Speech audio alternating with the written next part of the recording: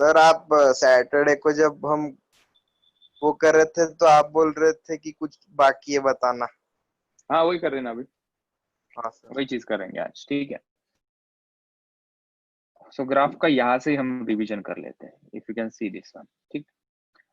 Graphical analysis में हमने देखा था ये सभी क्वांटिटीज को लेके ग्राफ।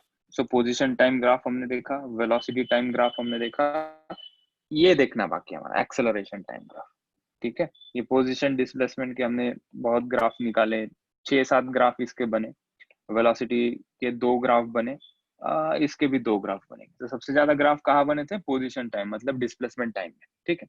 फिर वहां से फिर उसका स्लोप निकालो, पॉजिटिव, नेगेटिव, ऑप्ट्यूज, एक्यूट, उन सभी से पता चलता था कि यूनिफॉर्म मोशन है या नॉन यूनिफॉर्म मोशन है। Body away from the origin जा रही है, टुवर्ड्स दी ओरिजिन जा रही है, एक्सेलरेट कर रही है या डी एक्सेलरेट कर रही है, area under the curve, slope, ऐसी 2-3 चीजें लेके हमने इसे सॉल्व किया था।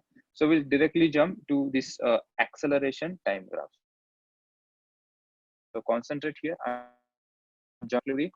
छोटी मोटी चीजें कवर कर लेते हैं, फिर फ्रेश टॉपिक हम स्टार्ट कर देंगे, ठीक है। तो हेडिंग दे दो, ये थर्ड ग्राफ है हमारा, एक्सीलरेशन वर्सेस टाइम, ठीक है। So people in the house मेरे साथ लिखो, एक्सीलरेशन वर्सेस टाइम, आज की डेट 30 जून 2020, ठीक है। 2 ही ग्राफ है, फटाफट से कर लेंगे इसे। एक वाई एक्सिस होती है एक एक्स एक्सिस होती है। एक्स एक्सिस पे टाइम, वाई एक्सिस पे एक्सेलरेशन लेंगे, ठीक है। इसका एक ही ग्राफ बनता है, and that graph is a straight line horizontally, ये ऐसी, और ये इसका पहला ग्राफ, और इसका दूसरा ग्राफ मेरे साथ साथ लिखो, वो भी हॉरिजॉन्टल लाइन लेकिन फोर्थ क्वाड्रेंट। और इसका मतलब तुम्हें मुझे समझाना है कि क्या होगा।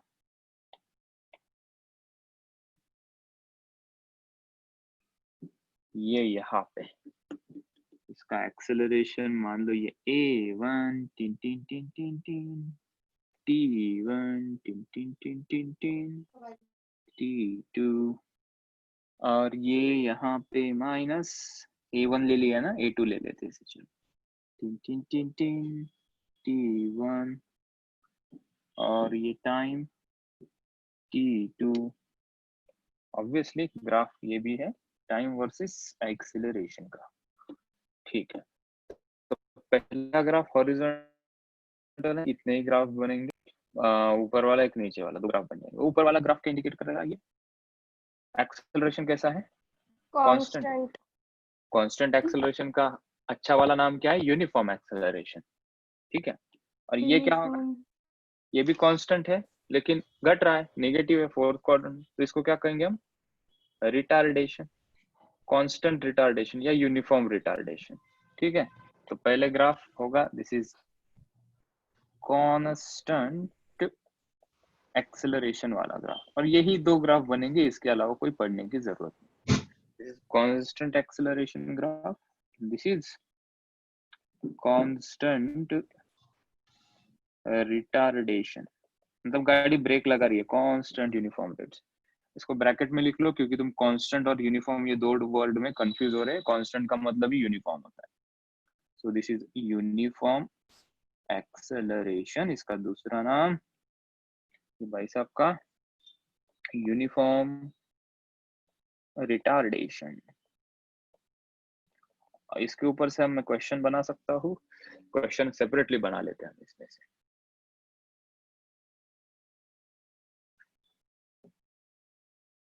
लिख लिया ना? चलो मैं आगे। गौरंग क्या बोल रहा है? गौरंग का क्या नेटवर्क प्रॉब्लम है क्या? हाँ सर, थोड़ा नेटवर्क प्रॉब्लम था लेकिन अभी ज्वाइन हो गया। हो जाता है वो 2-3 मिनट में नेटवर्क प्रॉब्लम हो जाता है। नहीं हुआ तो मुझे बोलना, मेरे अंबानी सर से डायरेक्टली कांटेक्ट होता है, तो तुम्हारा मैसेज में दे दूंगा जियो वालों को, ठीक है। चलो चलो मैं आगे, इसके ऊपर एक क्वेश्चन करें फटाफट से। चलो किसी का बाकी होगा तो बोलते चलो। हाँ, सो एक एग्जाम्पल इसके ऊपर करते हैं to understand the acceleration time graph, फिर हमें आगे का टॉपिक डिस्कस करने में कठिनाई नहीं होगी। और क्वेश्चन ऐसा है, ड्रॉ, मतलब तुम मेरे साथ लिखो, draw VT curve, draw VT curve of the motion of the particle of which acceleration time curve is given below। मतलब साधारण भाषा में, नॉर्मल ह्यूमन बीइंग की भाषा में एक्सेलरेशन टाइम ग्राफ दिया है और उससे तुम वेलोसिटी टाइम ग्राफ हमें बताओ।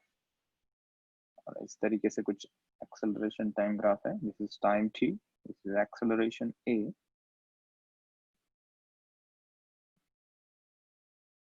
और कैसे हो? बहुत बढ़िया। ये रहा एक्सेलरेशन, इधर ऐसी कोई लाइन खींची है और उसके बाद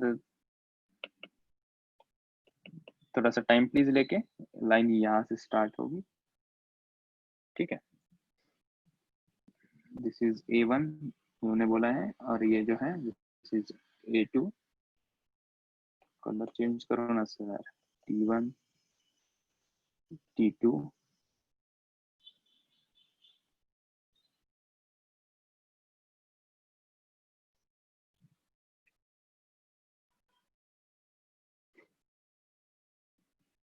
काम करते हैं, इसको थोड़ा और सिंपलीफाई कर देते हैं, इसको पूरा ही ज्वाइन कर देते हैं इसके साथ। ये ले लो, पूरा ज्वाइन कर दिया मैंने हॉरिजॉन्टल के साथ, ठीक। दिस इज T1, ये T2 T3, ठीक है।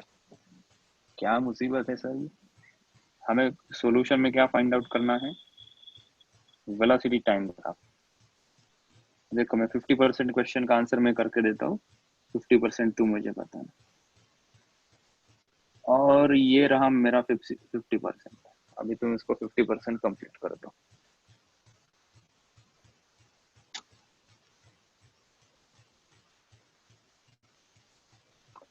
सो don't will not waste time. देखो यहाँ पे देखिए हॉरिजॉन्टल लाइन दिख रही है।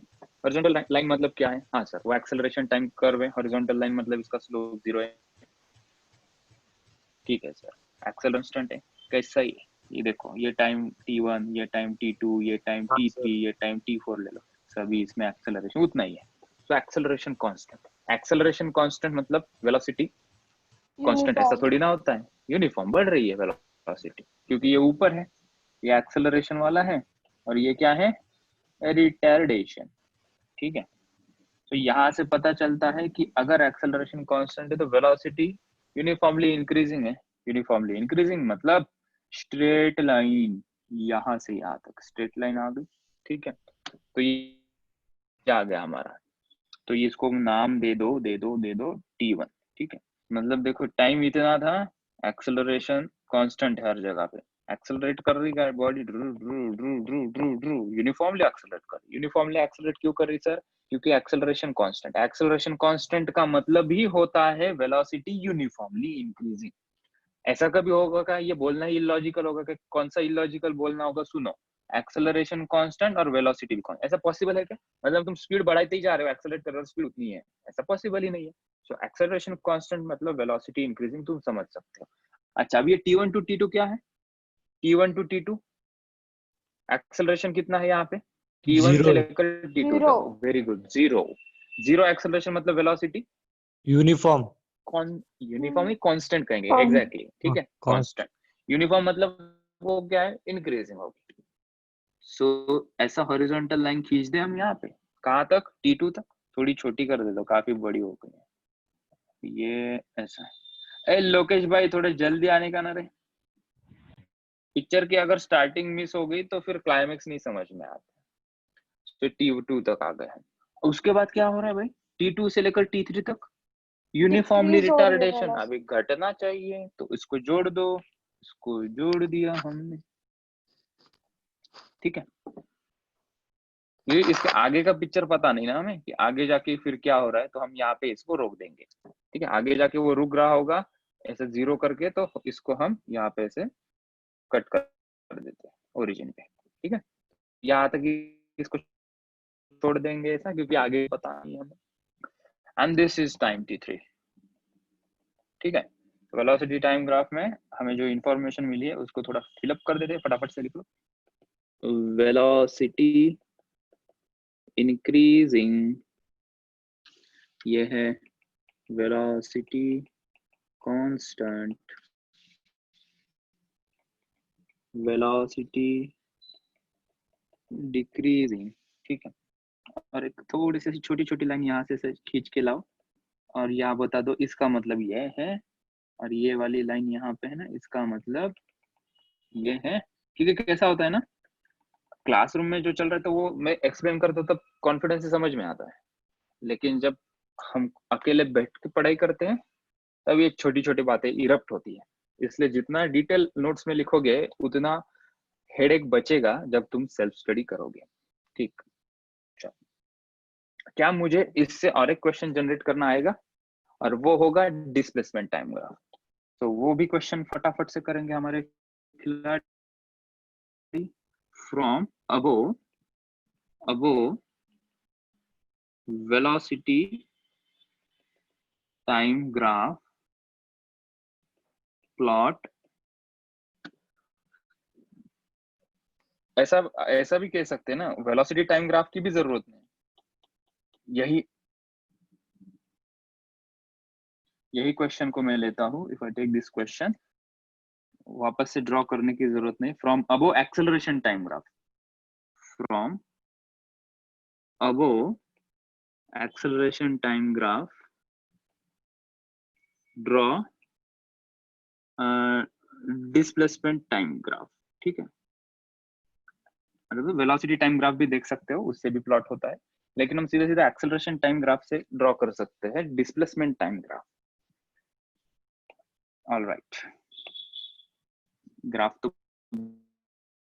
बनाओ पहले, वर्टिकल हॉरिजॉन्टल लाइन, यहाँ पे टाइम t, यहाँ पे डिस्प्लेसमेंट x। ठीक है, ओके। अभी देखो एक्सेलरेशन कांस्टेंट है, एक्सेलरेशन कैसा है, कांस्टेंट है, तो डिस्प्लेसमेंट कैसा होगा। तो मैंने देखा कि थोड़ी वेलोसिटी की भी हेल्प ली जाए। वेलोसिटी क्या हो रही है, इंक्रीज हो रही है, ठीक है, कंटिन्यूसली। तो क्या ये, अगर तुम थोड़ा सा सोच के देखो, क्या ये ऐसा बनेगा, ऐसा ग्राफ, ऐसा प्लॉट करके फिर इसके ऊपर सोचो। देखो स्लोप क्या हो रहा है, स्लोप इंक्रीज हो रहा है, मतलब वेलोसिटी क्या हो रही है, इंक्रीज हो रही है, करेक्ट। ये एक हो गया। अभी देखो यहाँ पे एक्सेलरेशन 0 है, वेलोसिटी कांस्टेंट है, वेलोसिटी कांस्टेंट है तो डिस्प्लेसमेंट टाइम ग्राफ का ग्राफ भी कैसे जाएगा, डिस्प्लेसमेंट तो बढ़ेगा ना, लेकिन कॉन्स्टेंटली बढ़ेगा, लीनियरली बढ़ेगा। तो इससे मुझे मिल गया ये, इससे मुझे मिल गया ये। अभी घट रहा है, घटने वाला सीन क्या है, उल्टा कर्व, घटने वाला सीन ऐसा है ना, ये ऐसा है, ठीक है। So we have got this time t1 here, this is t2 and this is where it goes as t3। ठीक है, चलो, so ये हमारे ग्राफ हो गए तीनों। That was the story all about this acceleration time graph, उससे velocity time, और ये डिस्प्लेसमेंट टाइम ग्राफ बनता है। ठीक है, अगर किसी को इस ग्राफ में दिक्कत हो तो वो प्रीवियसली डिस्प्लेसमेंट टाइम ग्राफ को थोड़ा एक बार रेफर करे, हमने वहां पे ऐसे उल्टा चले थे। ये चीजें तुम्हें देखने को मिलेगी। ठीक है, सो ये तो हो गया कवर, और एक रेसिड्यू चीज है वो भी कवर कर लेते हैं, उसके दो न्यूमेरिकल कर लेंगे। And this is very interesting topic, relative motion भी हम स्टार्ट करते हैं। पहले तो बोलो ये क्लियर हो गया है, होना ही चाहिए, कितना कुछ डिफिकल्ट नहीं है ये। हाँ सर, हाँ सर, हाँ हो सर। गया सर। चलो फिर आगे वाला करते हैं। तो तुम्हें तीनों इक्वेशन तो याद होंगे, Tom Dick and Harry, v is equals to u plus at, s is equals to ut plus half at square, v square minus u square is equals to 2as। अभी इनको चार चांद लगाने, और एक इनका भाई आ रहा है फोर्थ। तीन इक्वेशन तुम्हें पता है, अब ये चौथा इक्वेशन हम यहाँ पे ड्रॉ करेंगे। ठीक है, ये यूजफुल होता है किसी पर्टिकुलर कंडीशन में, और इसके ऊपर से क्वेश्चंस भी आते हैं, और ये हैंडी होता है, ये काफी हैंडी होता है ये फॉर्मूला, और ये याद रखने वाला फॉर्मूला। तो उसका हम कुछ डेरिवेशंस करेंगे।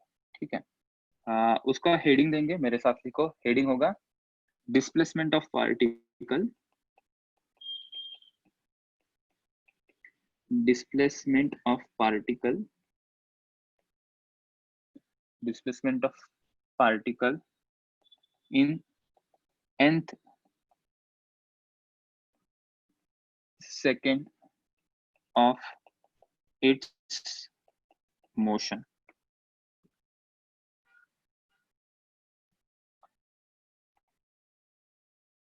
देख रहे दर्शन, तेरी आवाज सबको लग गई, तेरा वायरस फैल गया अभी।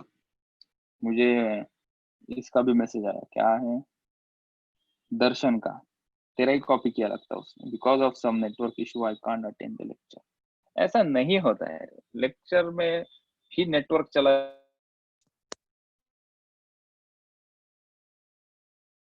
जाता है तुम्हारा। स्ट्रेंज, यूट्यूब देखते हो तब लेक्चर में नहीं चल। किसी का नेटवर्क इशू आता है ना, तुम 2 मिनट में फिर से ज्वाइन करो, वो आ जाता है फिर से नेटवर्क। ठीक है, देखो वेदश्री का नेटवर्क आ गया फिर से।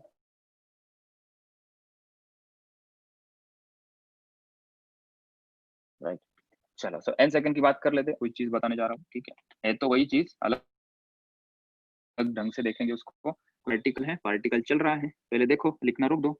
हमारा पार्टिकल, कोई पार्टिकल मानते हैं यहाँ पे है, उसकी इनिशियल वेलोसिटी है 0, ठीक है, वो यहाँ तक आ जाता है, ठीक है, और टोटल टाइम यहाँ से यहाँ तक है n सेकेंड, n सेकेंड मतलब 10 सेकेंड 15 सेकेंड। तो हमने कहा कि ये n सेकेंड है, कोई वेरिएबल लेते हैं।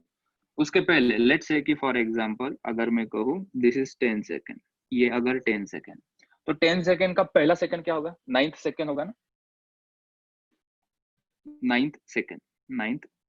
अगर ये 10th सेकेंड में कहूँ, और 10 सेकेंड कैसे समझ नहीं पा रहे तुम, ये पहला सेकेंड, ये दूसरा, तीसरा, चौथा, पांचवा, छठा, सातवां, आठवां, नौवां, 10वां, 10वें सेकेंड में, मतलब इसको मैंने कहा 10th सेकेंड में पार्टिकल यहाँ पे। 10 सेकेंड का पहला सेकेंड क्या होगा, 9th सेकेंड। 10 के पहले क्या आता है, 9। अगर मैं इसको 10 की भाषा को अगर मैंने n लिखा है, तो 9 की भाषा को क्या लिखूंगा मैं, n माइनस 1। जैसे कि इसको क्या लिख सकते हैं हम, 10 माइनस 1, तो उसके पहले वाले सेकंड को क्या लिखेंगे हम, n माइनस 1। ठीक है, तो अन्य सारी चीज मैं हटा रहा हूँ यहाँ से, ये समझाने के लिए था। अभी फिर से सुना, हमारी गाड़ी चली घर से लेकर ये ऑफिस तक, ठीक है, तो टोटल टाइम कितना लगा, हमने कहा कि n सेकंड लगे, ठीक है। n सेकंड के पहले कौन सा सेकंड आता है, n माइनस 1 सेकंड आता है, ठीक है। ऐसा क्यों किया, क्योंकि मुझे ये पर्टिकुलरली ये सेकंड में कितना डिस्टेंस कवर किया ऐसा जानना है। हम जनरली क्या करते हैं कि यहाँ से यहाँ कितना डिस्टेंस है, s is equals to ut plus half at square, ऐसा करें, ठीक है, राइट। अगर मैं कहूँ यहाँ से यहाँ, इसको अगर s1 नाम देते तो ये s1 हो जाएगा, ये s2 कितना हो जाएगा, u इंटू t को क्या लिखेंगे, n minus 1 plus half of a into n minus 1 का स्क्वायर, ठीक है। यहाँ पे t के जगह पे क्या लेना चाहिए, n, ठीक है। फिर हम इनको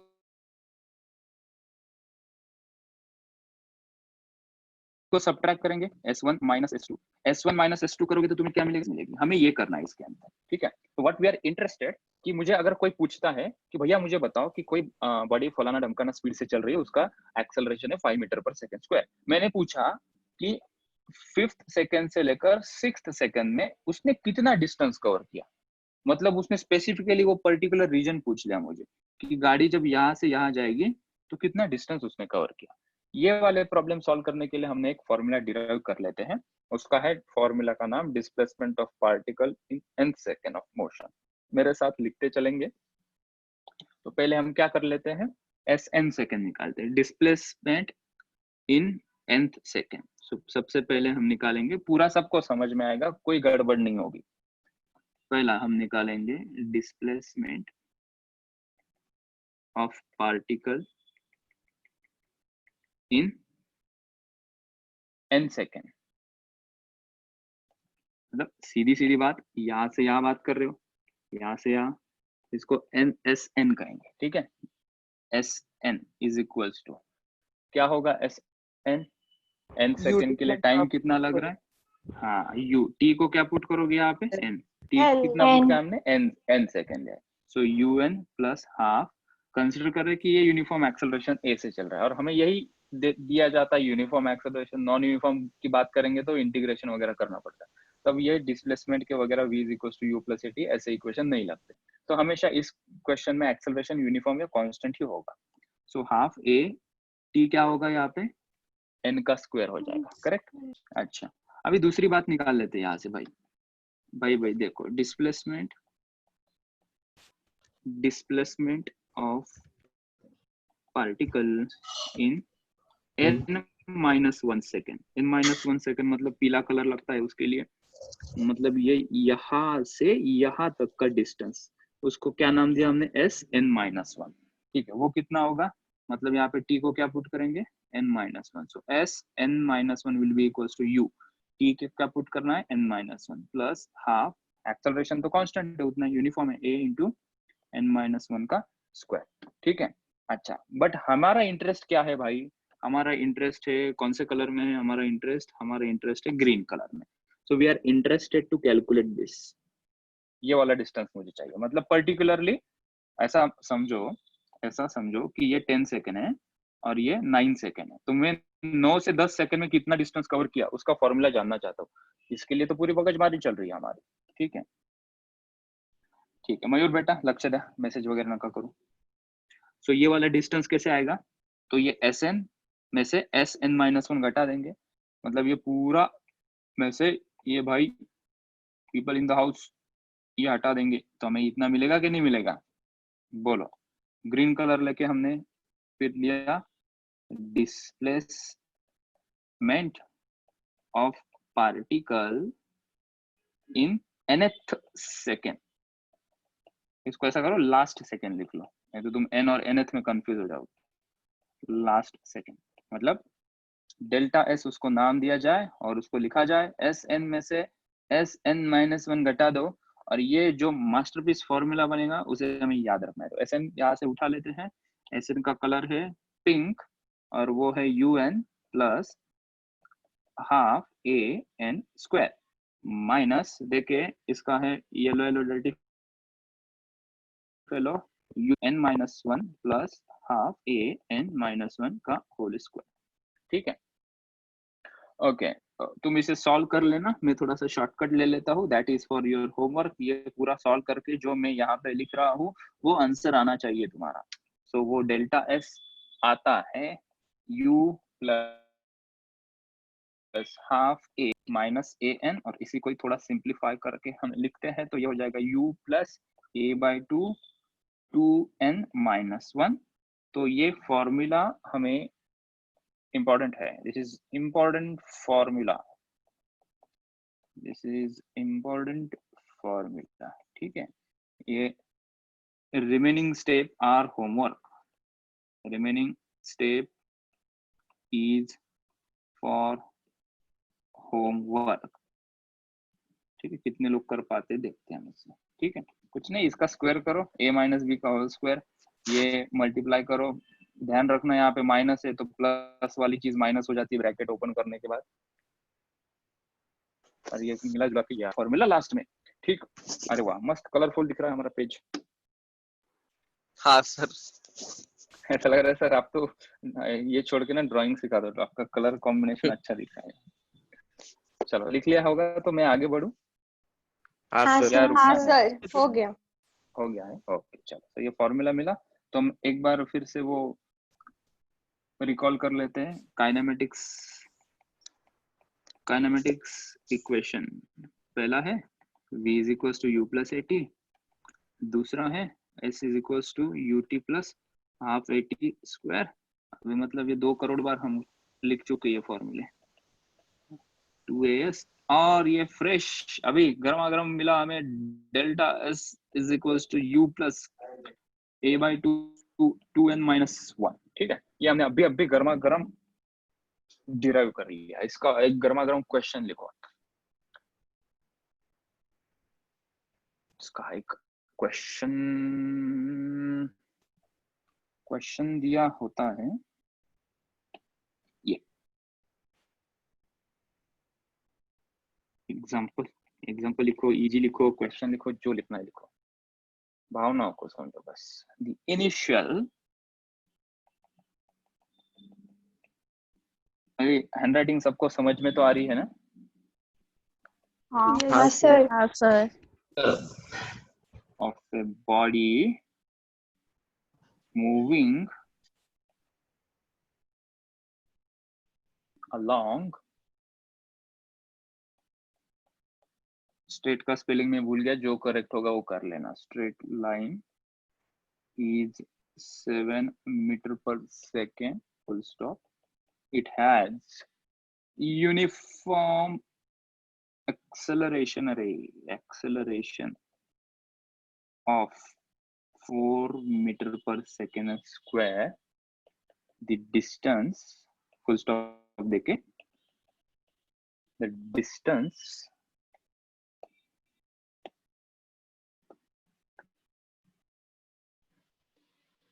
covered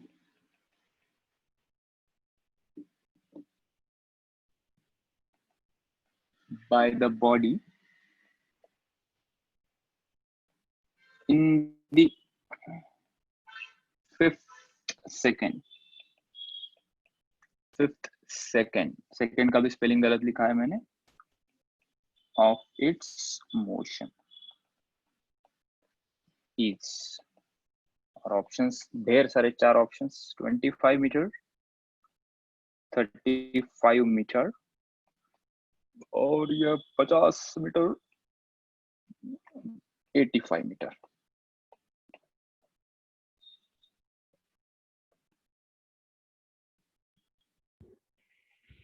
सर 2 मिनट स्क्रीन ऊपर करो ना, मेरे को फॉर्मूला देखना है।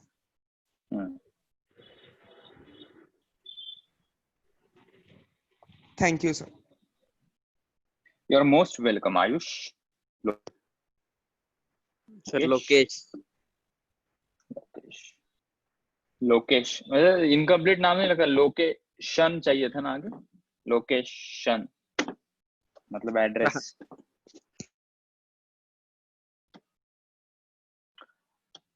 Sir, 25 meter. 25 आया? 25। अरे वाह वाह वाह, 25। चलो पार्टी। कौन पार्टी दे रहा है? सबसे पहले जिसका आंसर है वो पार्टी दे रहा है। आयुष पार्टी दे रहा है तू तो। अरे मैंने नहीं बोला आंसर। तू थोप रहा है उसके ऊपर पार्टी। हाँ चल जाने दो। देखो initial velocity of body is 7 metre per second, so initially velocity कितनी है? 7 मीटर पर सेकंड। मतलब घर से निकला तो सीधा सीधा उसको, मतलब रजनीकांत है वो, सीधी सीधी उसको 7 मीटर पर सेकंड की स्पीड मिल गई। 0 पे चालू नहीं होती गाड़ी, 7 पे ही चालू होती है उसकी। It has a uniform acceleration, so it is moving with a uniform acceleration of 4 meter per second square. अच्छा, the distance covered by the body in the 5th second का मतलब क्या है? मतलब ये यहाँ पे t is equals to 4 second से लेकर t is equals to 5 second तक ये भाई ने कितना डिस्टेंस कवर किया ये पूछा है। तो जनरल सा तरीका, अगर ये फॉर्मूला पता नहीं तो हम क्या करते थे कि यहाँ से यहाँ डिस्टेंस निकालेंगे, फिर उसमें से ये डिस्टेंस सब्ट्रैक्ट कर देंगे। हमने डेरिवेशन में वही तो किया और वो करके ही तो ये फॉर्मूला लाया, तो इसलिए ये फॉर्मूला यहाँ पे डायरेक्टली हम यूज कर लेते हैं। तो यहाँ पे कितना है? ये डेल्टा एस हम निकालेंगे कितने सेकंड के लिए? जो कुछ है 5th सेकंड, मतलब 4 से 5। तो n कितना पुट करना है यहाँ पे हमें?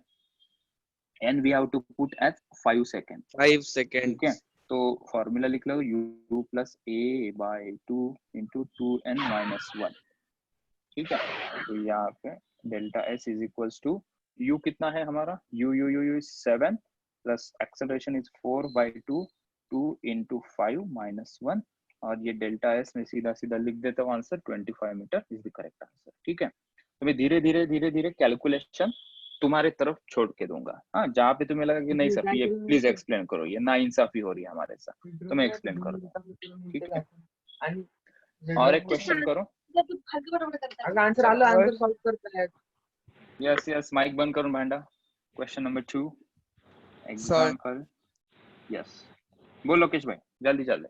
सर यहाँ पे बोला है कि डिस्प्लेसमेंट इन n सेकंड, तो हम इसको इंस्टेंटेनियस डिस्प्लेसमेंट बोल सकते हैं क्योंकि एक पर्टिकुलर सेकंड हो रहा है। देखो इंस्टेंटेनियस ना इससे भी छोटा होता है। इंस्टेंटेनियस मतलब क्या है?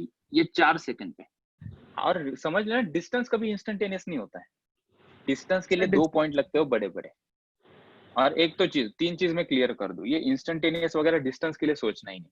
वो इंस्टेंटेनियस ना वेलोसिटी और एक्सेलरेशन के लिए सोचेंगे, पहली बात। दूसरी बात, यहाँ पे डिस्टेंस और डिस्प्लेसमेंट सेम होगा। क्यों? क्योंकि पार्टिकल स्ट्रेट डायरेक्शन में चल रहा है।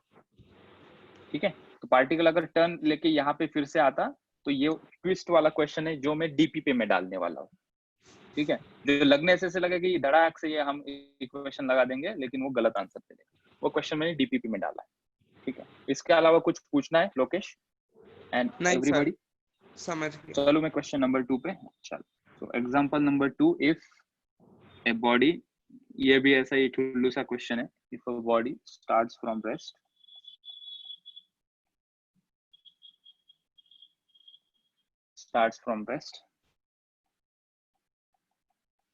and travels 120 centimeter in 6th second,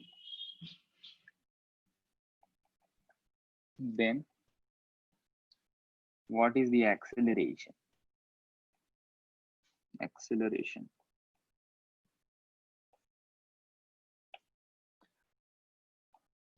चार ऑप्शन आपके स्क्रीन के ऊपर, 0.20 metre per second square. Option B दिया है 0.027 मीटर पर सेकेंड स्क्वायर, सी दिया है 0.218 metre per second square and option D 0.03 metre per second square.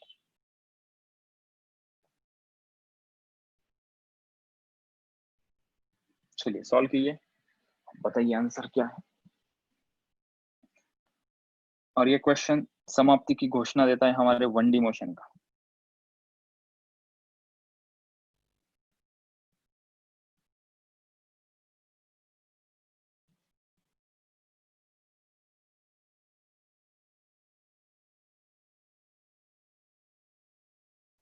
Sir C. C 0.218 metre per second. 0.218 metre per second square sir. Okay, तो B और सी में झगड़ा चल रहा है। नहीं सी। सर सी है। सर सी। सर सी 0.218। अच्छा ओके, चलो तो वही फॉर्मूला SN डेल्टा एस या SN लिखो, जो मर्जी लिखो, डेल्टा एस लिखो या SN लिखो, U प्लस A/2 2n-1। ठीक है, फॉर्मूला रट लेना ये पूरा, नहीं तो कंफ्यूजन क्या हो जाता है। यहाँ पे U 2U था, यहाँ पे 2U था, ये डिवीजन में 2 था, एग्जाम में ऐसा कंफ्यूजन हो जाता है। तो 2 कहाँ है 2n कहाँ है वो ठीक से याद रखना। SN कितना है, कितना डिस्टेंस कवर किया है इसने 120 सेंटीमीटर, तो 120 सेंटीमीटर को 1.2 मीटर में कन्वर्ट करना पड़ेगा। इनिशियल हाँ, वेलोसिटी कितनी है इसकी, स्टार्ट्स फ्रॉम रेस्ट मतलब 0, एक्सेलरेशन ही तो पूछा है, और 2 into n कितना है 6 सेकेंड माइनस 1। तो एक्सेलरेशन यहाँ से कैलकुलेशन तुम्हारे ऊपर 0.218 मीटर पर सेकेंड स्क्वायर। हाँ सर बराबर है। ठीक है, चलो सो हमने 1D मोशन कवर कर लिया 105 पेजेस में। क्या तुमने कभी सोचा था कि 10th स्टैंडर्ड तक कोई एक चैप्टर इतना चलेगा 20 दिन तक, और वो भी इसके 100 पेजेस कवर करने के बाद भी ऐसा लगने लगेगा कि इसके ऊपर और प्रैक्टिस बाकी है। देखा था 10th स्टैंडर्ड में कभी हमारा तो नहीं। 5-6 पेजेस में सर टॉपिक इधर का उधर हो जाता था। दो मतलब अभी तो अगर तुम्हें कोई बोलेगा कि तुम जाओ 10th स्टैंडर्ड में वो मोशन वाला टॉपिक तुम रिवाइज कर लो, तो तुम कहोगे कि वो तो मैं 15 मिनट में कर लूंगा। और जब तुम 10th स्टैंडर्ड में थे उसके लिए तुम 2-2 3-3 घंटे 3-3 4-4 प्रीलियम लगा रहे थे उसके लिए। ठीक है, तो ये क्यों बता रहा हूँ, this is the difference between the study level in 10th standard and 11th standard. तो गैप काफी बड़ा होता है, तो हमें भी जंप बड़ी लेनी पड़ेगी। छोटी छोटी जंप लेके फायदा नहीं है, बड़ी जंप लेनी पड़ेगी। तो बड़ी जंप मतलब क्या करेंगे हम, कहाँ से कूदे, कूदना नहीं है, हमें टाइम बढ़ाना है, स्टडी का टाइम बढ़ाना है। ठीक है, और हमें हमारे एक्सक्यूजेस कम करने हैं। अभी एक्सक्यूजेस कब आते हैं तुम्हें पता है क्या, एक्सपीरियंस से बोल रहा हूँ, जब हमें थोड़ा सा स्ट्रेस ज्यादा आता है ना तो वो चीजों को हम अवॉइड करते हैं। तो तुम्हें तो स्ट्रेस ऑब्वियसली आएगा ज्यादा, क्योंकि 3-3 सब्जेक्ट पढ़ रहे हो तुम, केमिस्ट्री, फिजिक्स, कोई बायोलॉजी, कोई मैथ्स पढ़ रहा है, और तीनों में इतने ही डेप्थ में लेके जा रहे हैं हर कोई टीचर। तो तुम अगर सोचो कि ये जो 105 पेजेस का मैंने चैप्टर तुम्हें जो सिखाया है, अगर तुम 5-6 दिन भी नहीं पढ़ते हो इसे और तुम फिर से उसे देखोगे तो सब चीजें नई नई लगेगी, तो बहुत दिक्कत हो जाएगी। So you have to be in touch with this topic. ठीक है, जैसे कोई भी क्रिकेट प्लेयर देखो या कोई भी, किसी ने ये किया है क्या मुझे बताओ, क्या नाम है उसका, वो जो समर वैकेशन में बच्चे करते हैं, MSCIT किस किसने किया है, या कोई प्रोग्रामिंग की लैंग्वेज वगैरह सीखी है, ऐसा कोई है क्या? सर 10th के बाद करना था पर हो ही नहीं पाया। जावा थोड़ा किया है। हाँ, तो ये इसका दिक्कत क्या होती है सॉफ्टवेयर की, अगर कोई सॉफ्टवेयर के रिलेटेड कोई वो एक एग्जांपल पकड़ो, या कोई क्रिकेट प्लेयर का कोई या कोई स्पोर्ट्स का एक एग्जांपल पकड़ो, अगर तुम प्रैक्टिस से छूट जाते हो, लेट्स से कि कोई विराट कोहली ने, उसको इंजरी हो गई है, वो 1-1.5 महीने से क्रिकेट नहीं खेल पाया, तो उसको पहले रणजी खिलाते हैं और फिर इंडिया ए में वगैरह खिलाते, फिर वो इंटरनेशनल में आता है। ऐसा क्यों? क्योंकि 1 महीना उसका इंजरी के कारण प्रैक्टिस नहीं हो पाई, तो वो फॉर्म में नहीं होगा वो प्लेयर, तो उसकी विकेट चली जाएगी, 2-3 बॉल में आउट हो जाएगा वो। और कोई भी सॉफ्टवेयर जैसे कि माइक्रोसॉफ्ट वर्ड, एक्सेल, तुम्हें मैंने आज सिखा दिया, तुमने कहा हाँ ठीक है सर, और मैंने कहा कि चलो अभी ये प्रोजेक्ट करना है, और तुमने 5-10 दिन उसकी कोई प्रैक्टिस नहीं की, तो तुम भूल जाओगे कि इंसर्ट कहाँ होता है, फिर A4 का पेज कहाँ डालना है, वगैरह वगैरह वगैरह। सिमिलरली सब्जेक्ट के साथ भी वैसा ही होता है कि तुम मेरे साथ तो पढ़ाई करते हो क्योंकि मैं तुम्हें लेके जा रहा हूँ, डीपीपी सॉल्व कर रहा हूँ, ये क्वेश्चन कर रहा हूँ, पूरा माहौल क्रिएट होता है, तुम कर लेते हो इसके बाद। लेकिन जैसे मैं दूसरा, तीसरा, चौथा, 5वां चैप्टर पे हूँ, लेट्स से कि we are in the 5th week, मैं तुम्हें बोला कि फर्स्ट टॉपिक का ये है, वो बताओ, अगर तुम्हारी रिवीजन नहीं होगी तो तुम जो है वो भी भूल जाते हो और कॉन्फिडेंस अलग से नीचे आ जाता है, मतलब वो हाउस ऑफ द कार्ड वो पूरा गिर जाएगा तुम्हारा। So it's a very simple message from my side, keep on revising, revise करते हो, और एक बार तुम्हारे नोट्स में तुम अगर देखोगे ना ये 100 पेजेस, तो तुम्हें लगेगा ये हो गया, हाँ चल ये हो गया, हाँ ठीक है ये हो गया, हाँ अच्छा ठीक है। तो ऐसा 15 मिनट से ऊपर नहीं लगेंगे किसी भी टॉपिक को रिवाइज कर, ठीक है। So it just a matter of 15 minute, लेकिन वो 15 मिनट काफी डिफरेंस क्रिएट करेगा। सो विद दैट सेड हम चलते हैं रिलेटिव मोशन की तरफ। रिलेटिव मोशन ये तो कोई एक लौता अलग सा टॉपिक नहीं है, तो मैं तुम्हें थोड़ा विजुअलाइज करने में बेटर करूंगा, ठीक है। तो हम अभी यहाँ पे हैं, दिस इज 1D मोशन, ठीक है। और फिर हम आगे बढ़ने वाले, ये तो हो गया हमारा 1D मोशन, तो हमने कवर कर लिया। तो नेक्स्ट टॉपिक हमारा होगा 2D मोशन, और इनके रास्ते में एक छोटा सा टॉपिक गिरेगा जिसका नाम है रिलेटिव मोशन, ठीक है। तो कोई लोग ना रिलेटिव मोशन को 1D चैप्टर के अंदर ही डाल देते हैं, क्योंकि इसके लिए कौन बड़ा सा हेडिंग दे दे और कौन इसकी थ्योरी वहां पे। तो most of the reference book में तुम एररलेस देख लो या HC वर्मा देख लो या कोई भी बुक देख लो, रिलेटिव मोशन तुम्हें 1D में मिल जाएगा, ठीक है। लेकिन ये डिस्टिंग्विश करना जरूरी है कि हमने 1D पढ़ा, ये अप्रोच 2 है और हम 2D की तरफ बढ़ रहे हैं, ठीक है। सो विद दैट सेड हम अभी हेडिंग दे देते हैं relative motion. What is mean by relative motion, क्या होता है उसके रिगार्डिंग, और ये ऐसा क्या बाकी है इसके अंदर रिलेटिव, क्या सर आपको तो वो डिजिटल पेन है, आप तो 10 बार रब कर सकते हो, हमें क्या है, हमारा पेज खराब होता है। रिलेटिव मोशन, ठीक है। क्या होता है जब चोर पुलिस हम खेलते हैं ना, ये जो मैं लिख रहा हूँ वो लिखने की जरूरत नहीं, मैं जस्ट एक ऊपर ऊपर से इसका ट्रेलर दे रहा हूँ, ये पिक्चर का ट्रेलर दे रहा हूँ, हीरो हीरोइन कौन है इसका, विलन कौन है, ठीक है।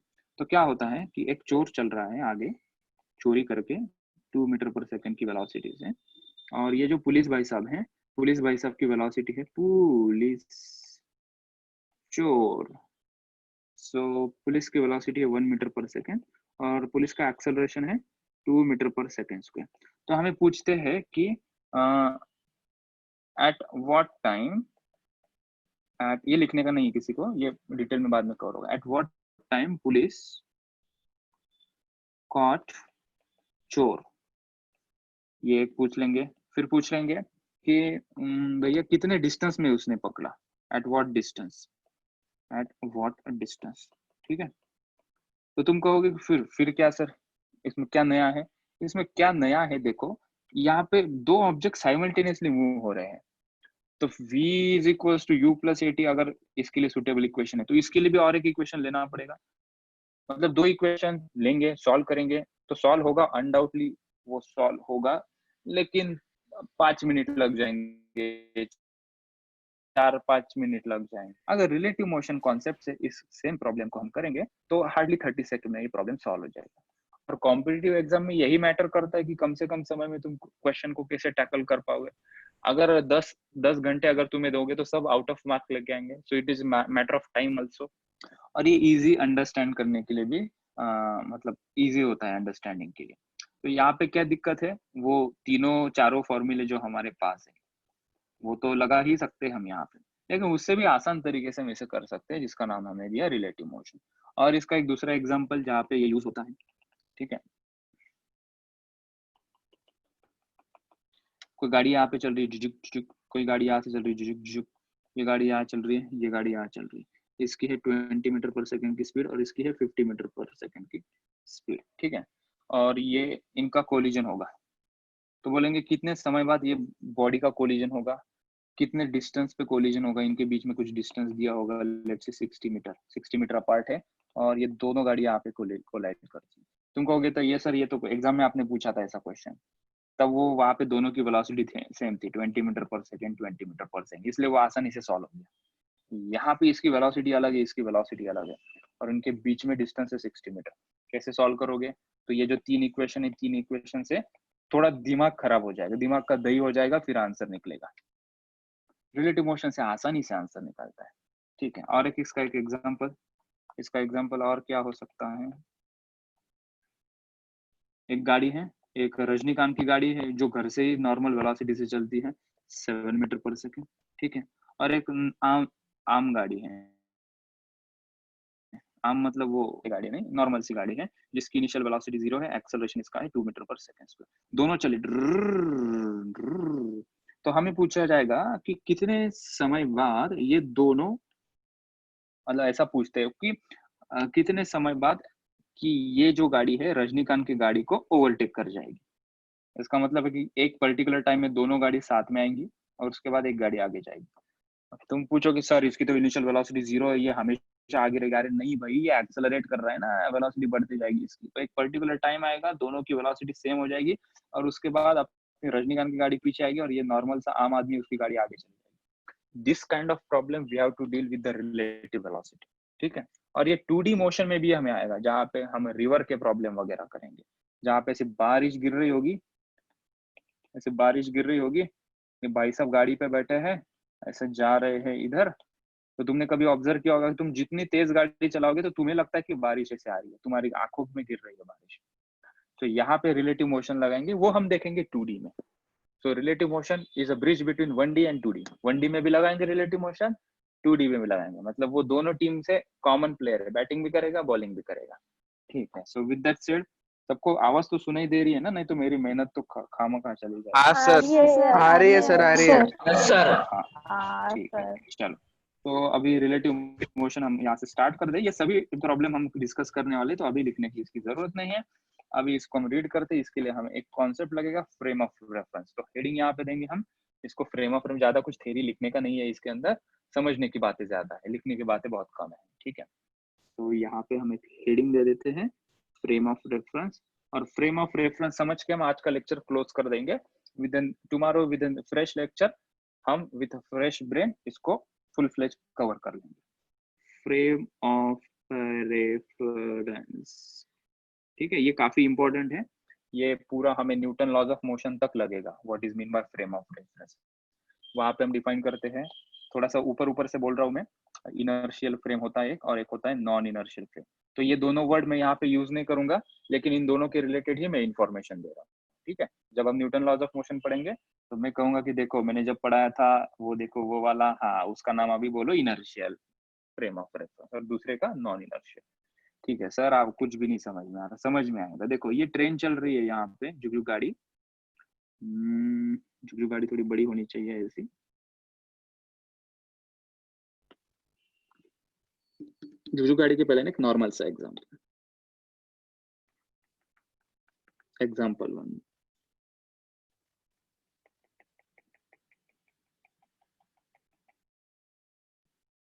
नॉर्मल सी हमारी नॉर्मल सी गाड़ी, इसकी वेलोसिटी है 2 मीटर पर सेकेंड, ठीक है। बस मैंने इतनी इन्फॉर्मेशन दी। क्या तुमने कभी सोचा है कि ये जो 2 मीटर पर सेकेंड की वेलोसिटी है वो किसके रिस्पेक्ट में है? कौन मेजर कर रहा है? किसने बोला 2 मीटर पर सेकेंड? मतलब कौन ऑब्जर्व कर रहा है? ये इसको कहते हैं ऑब्जर्वर। तो जनरली ऐसे सिचुएशन में हम ऑब्जर्व कर रहे थे ना, हम इसे देख रहे कि गाड़ी चल रही है 2 मीटर पर सेकेंड से, 2 मीटर पर सेकेंड से। मतलब कोई आदमी जो ग्राउंड पे खड़ा है वो इसको देख रहा है और उसने इसकी वेलोसिटी देखी, वो है 2 मीटर पर सेकेंड। और क्लियरली समझ में आएगा। मैंने पूछा, ये भाई साहब अंदर गाड़ी चला रहे हैं, दिख रहे क्या छोटे भाई साहब जो अंदर बैठे हैं? हाँ इसको सर। हाँ वेलोसिटी सर। कितनी फील होगी? इसको ये गाड़ी की वेलोसिटी कितनी फील होगी, तो मैं कहूंगा कि इसको कुछ फील ही नहीं होगी, इसके लिए वेलोसिटी कितनी होगी 0, क्योंकि वो खुद गाड़ी के अंदर बैठा और गाड़ी चल रही है और उसकी और गाड़ी की वेलोसिटी सेम हो गई है और वो गाड़ी के अंदर है। तो ये थोड़ी ना कह सकता कितना फास्ट, ये कहेगा ना बाहर से, इसको फील होगा ना कि अरे बाप रे क्या फास्ट चला गया ये। और थोड़ा फील आने के लिए हम क्या करेंगे, ऐसा करना नहीं चाहिए, दिस इज स्ट्रिक्टली प्रोहिबिटेड, ऐसा कोई करेगा नहीं, ठीक है। ये गाड़ी है, गाड़ी के अंदर इसने पूरी कांच बंद करके रखी है, ठीक है, और फुल एसी चालू है और उसने गाना चला है फुल वॉल्यूम पे और गाड़ी चला रहा है, तब उसको कुछ भी फील नहीं होगा कि उसकी स्पीड कितनी है। तो जनरली देखा जाएगा तो वो तुम अगर गाने जोर से गाड़ी में चलाते हो, एसी वगैरह चलता है और बाहर का आवाज ही नहीं आता तुम्हें, तो तुम्हारी स्पीड ही फील नहीं होती, तुम्हें लगता है ये तो बहुत स्लो स्पीड से चल रहे हैं हम, तो और स्पीड बढ़ाते हैं और स्पीड बढ़ाते हैं, 150 200 की स्पीड हो जाती है, उसको लगता है अरे बाप रे, फिर एक्सीडेंट हो जाता है। What does it mean? He never feels at what speed he is traveling. वो बात अलग है कि हम लाल डब्बा में बैठे, वो खड़म खड़म खड़म आवाज आती है, सब ऐसा नहीं, ठीक है। सो इसको और अच्छे से समझने के लिए कि ये अकेला बोर हो रहा है, तो इसका दोस्त है वो पीछे बैठा है यार, ठीक है, ठीक है, ये इसका दोस्त इसके पीछे बैठ गया, ठीक है। गाड़ी की स्पीड है 2 मीटर पर सेकंड, काफी कम है लेकिन समझ गए तुम, गाड़ी चल रही है।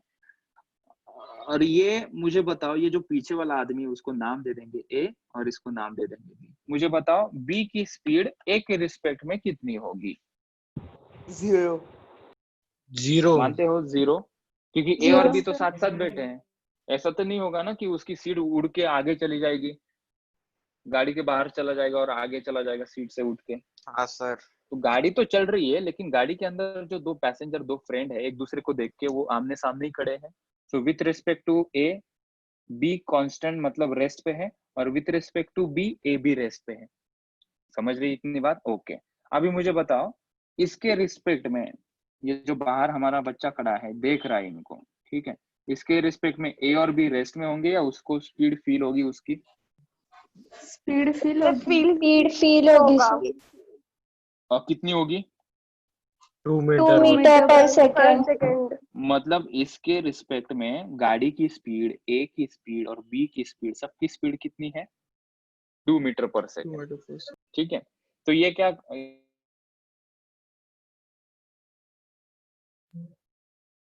ये इसको क्या कहेगा कि हम रेस्ट में है, ठीक है, दोनों मोशन में है। अच्छा ठीक है, और थोड़ा सा कंफ्यूज कर देता हूँ, ये कहाँ चल रहा है?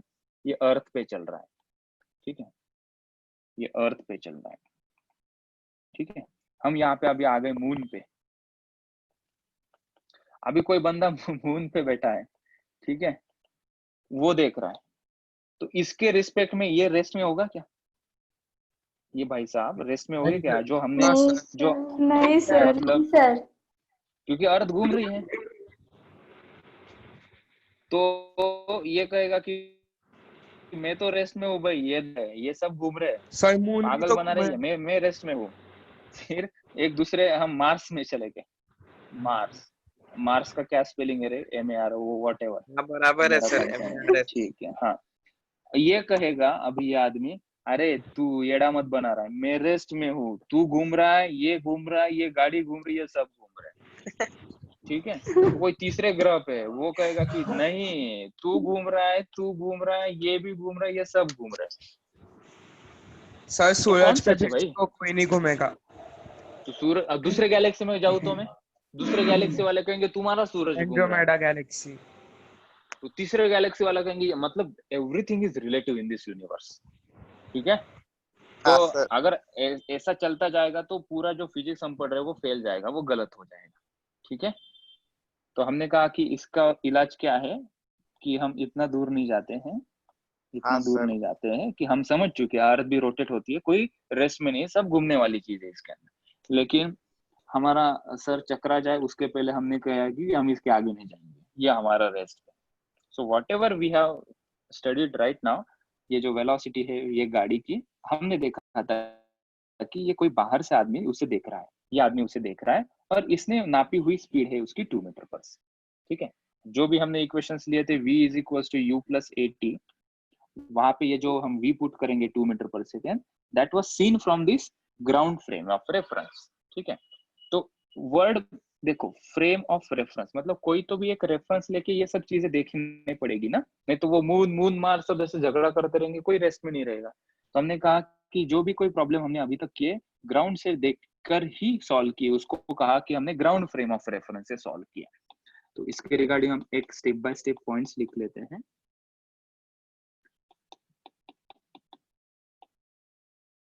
और ए बी को हटा देते हैं यहां से, ठीक है। दिस वेलोसिटी ऐसा नीचे लिखेंगे, मेरे साथ साथ लिखो। दिस वेलोसिटी, अभी दिस वेलोसिटी करना पड़ेगा हमें। This velocity v is equals to 2 metre per second of a car. नहीं नहीं नहीं, रुक जाओ, मुझे अच्छा सेंटेंस मिल गया।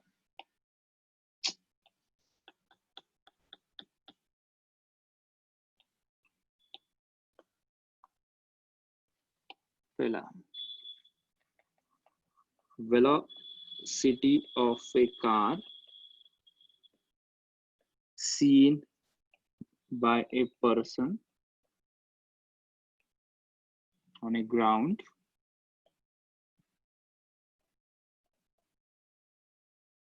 velocity of a car seen or observed by a person on a ground is 2 meter per second.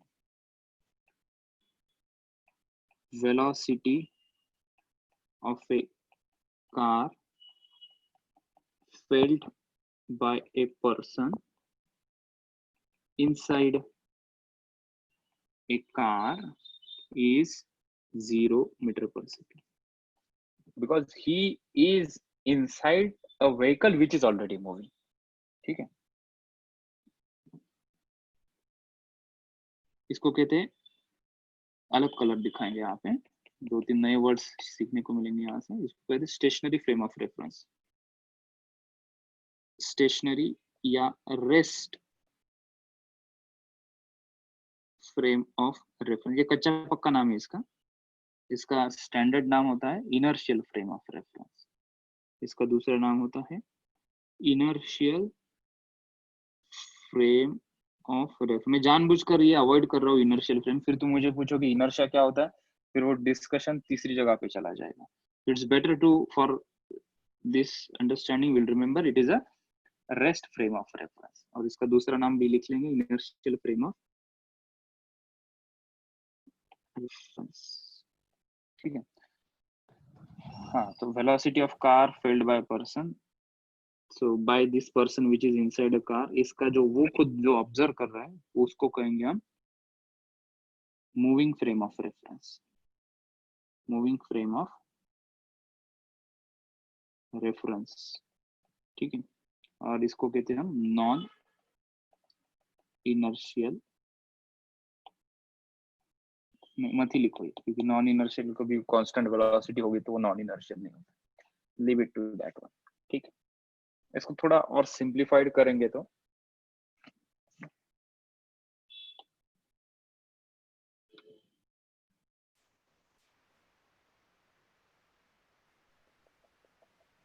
अब मजा आएगा, ठीक है। बस ऑब्जर्व करने की बात है, इसके आगे कुछ नहीं लिख रहा हूँ मैं। The lecture is over, just इस ट्री को हम ऑब्जर्व करेंगे और टू बी कंटिन्यूड बोल के हम लेक्चर को खत्म कर देंगे, ठीक है।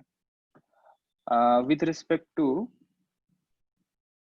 कार, ये ट्री की वेलोसिटी कितनी होगी? देखो ध्यान से सुनना मैं क्या 2 बोल रहा मीटर पर सेकेंड। हूँ। इस व्हीकल के रिस्पेक्ट में, जब व्हीकल के रिस्पेक्ट में मैं बोलूंगा इसका मतलब है व्हीकल के ऊपर तुम्हें खुद बैठना है। विथ रिस्पेक्ट टू व्हीकल मतलब व्हीकल के ऊपर खुद बैठना है, ऐसे इमेजिन करना। So with respect to vehicle इस ट्री की वेलोसिटी कितनी होगी? 2 metre two metre per second. कौन से डायरेक्शन में? अपोजिट अपोजिट इसीलिए हमें लगता है ना कि झाड़ पीछे जा रहा है, गाड़ी में ए ते झाड़ मांगे गेला बा, वो पेड़ पीछे चला गया, ऐसा बोलते हैं ना। तो पेड़ तो ये कहेगा कि यार तुम कुछ भी उल्लू बना रहे, पेड़ तो इधर है, मैं कब से इधर खड़ा हूँ, तुम कैसे कह सकते हो कि पेड़ पीछे जा रहा है? Because he is in the moving frame of reference. इसके रिस्पेक्ट में पूरा चित्र, पूरी सिचुएशन चेंज हो जाएगी। इसके लिए तो पूरी दुनिया हिल रही है, पेड़ पीछे जा रहे हैं, ये पीछे जा रहा है, ये हो जा रहा है, वो हो जा रहा है। वो बोलेगा कि यार मुझे काफी मजा आ रहा है, पूरी दुनिया हिल रही है। वो बोलेगा यार मैं कब से इधर खड़ा हूँ, कोई कहा दुनिया हिल रही है, पेड़ कब के 10 साल से इधर है। मैं बोलेगा नहीं रे, मैंने अभी देखा, मैंने गाड़ी से देखा, वो पेड़ पीछे जा रहा है। तो ना ये गलत है ना ये आदमी गलत है, करेक्ट। ये मूविंग फ्रेम ऑफ रेफरेंस है, इसलिए इसकी जो बोलने की भाषा है वो अलग है। ये ग्राउंड फ्रेम ऑफ रेफरेंस है, इसकी बोलने की भाषा अलग है।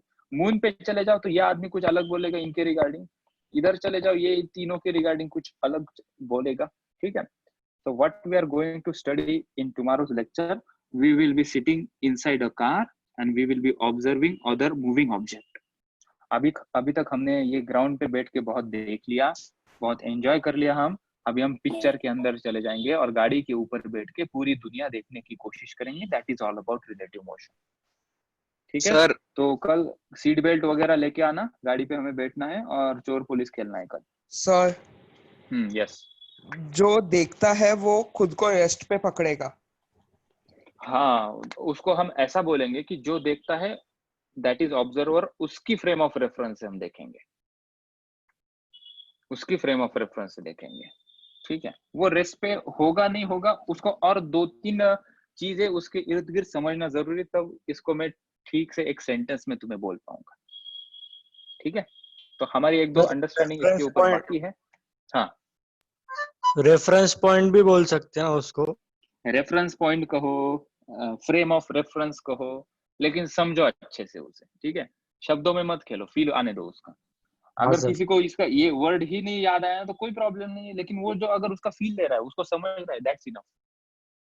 तो एक बार कोई रेफरेंस पॉइंट कहो, फ्रेम ऑफ रेफरेंस कहो, कुछ भी। इसलिए तो मैंने ये हाई फाई वर्ड अवॉइड किए यहाँ पे, क्योंकि वो कंफ्यूज कर देंगे।